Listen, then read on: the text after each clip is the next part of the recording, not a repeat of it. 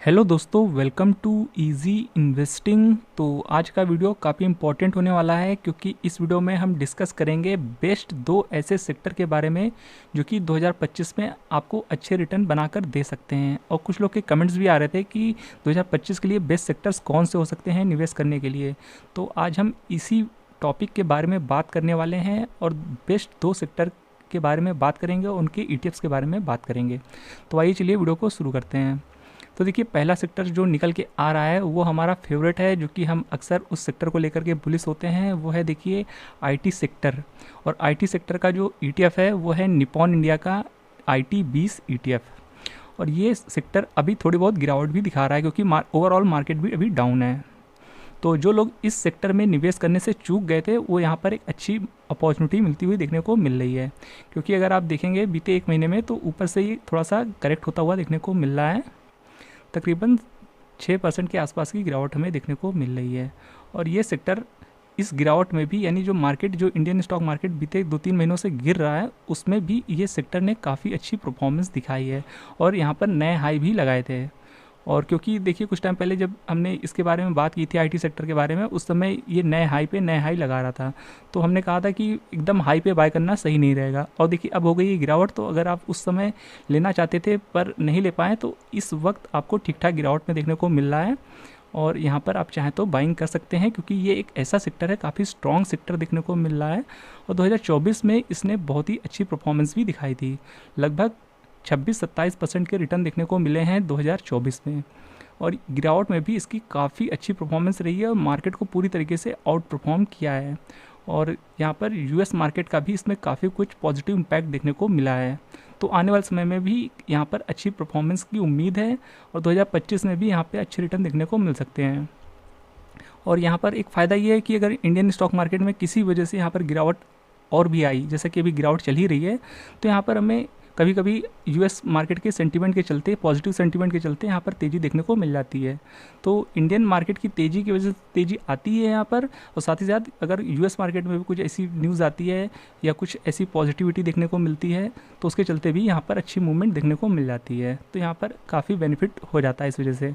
और जब से ट्रम्प की सरकार बनी है यूएस में, तब से ये सेक्टर भी काफ़ी अच्छा परफॉर्म करके दिखाया है और आने वाले समय में भी यहाँ पर इसी की उम्मीद है। तो इन केस यूएसए में आने वाले समय में टैक्स वगैरह की कटौती होती है तो जिससे आने वाले समय में यूएस में आईटी सेक्टर में निवेश बढ़ने का पूरी चांसेस है। और अगर यूएस के आईटी सेक्टर में निवेश बढ़ेगा तो हमारे आईटी सेक्टर में भी थोड़ा बहुत निवेश आएगा। उसके चलते ये सेक्टर आपको आने वाले समय में अच्छे रिटर्न बना के दे सकता है।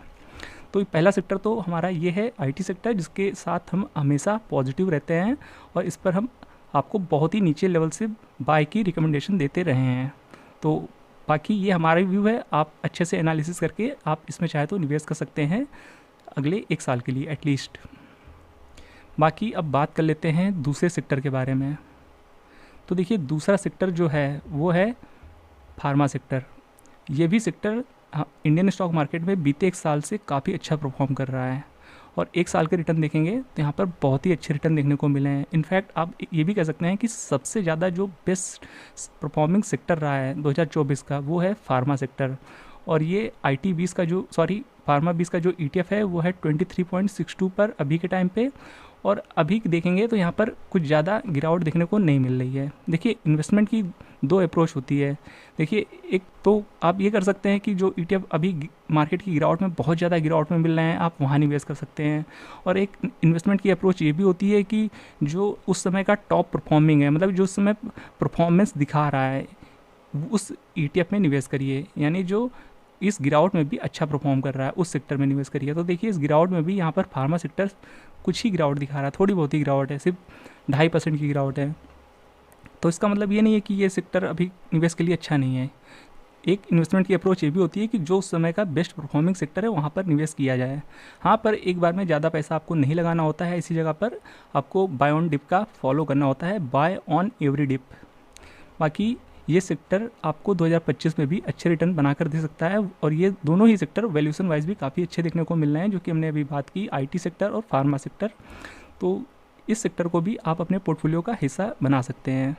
और इन केस देखिए आने वाले समय में कोई भी ऐसी मेडिकल इमरजेंसी आती हुई देखने को मिली, जैसे कि हमें कोरोना के टाइम पे देखने को मिला था, क्योंकि देखिए अभी के टाइम पे आप काफ़ी न्यूज़ सुन रहे होंगे कि HMPV वायरस अब इंडिया में दस्तक दे चुका है और यहाँ भी कुछ केसेस अभी रिकॉर्ड होते हुए देखने को मिल रहे हैं।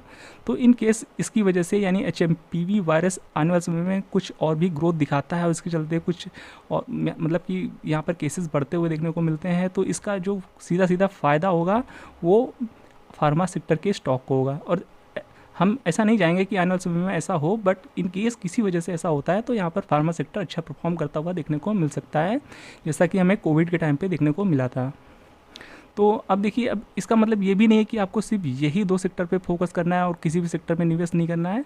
कहने का मतलब है कि ये 2 सेक्टर आने वाले समय में आपको अच्छे रिटर्न दे सकते हैं, क्योंकि ये अभी जो वैल्यूएशन वाइज काफ़ी अच्छे हैं और यहाँ पर ग्रोथ की अपॉर्चुनिटी भी काफ़ी अच्छी है।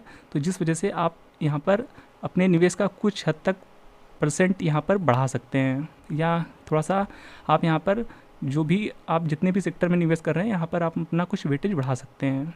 बाकी अगर आप फ्रेश बाइंग करना चाहते हैं इस सेक्टर में तो एक बार में आपको पूरा पैसा नहीं लगाना है, आपको बाय ऑन एवरी डिप का फॉलो करना है। तो ये वो 2 सेक्टर हैं जो कि आपको यहाँ पर 2025 में अच्छे रिटर्न बनाकर दे सकते हैं। बाकी आप अपने तरफ से भी एक बार अच्छे से एनालिसिस कर लीजिएगा, उसके बाद ही निवेश करिएगा। होप ये वीडियो आपको इन्फॉर्मेटिव लगा होगा। वीडियो पसंद आया हो तो वीडियो को लाइक जरूर कर दीजिएगा और ऐसे वीडियोस को देखते रहने के लिए चैनल को सब्सक्राइब करना बिल्कुल भी मत भूलिएगा। तो फिर मिलते हैं नेक्स्ट वीडियो में, तब तक के लिए गुड बाय।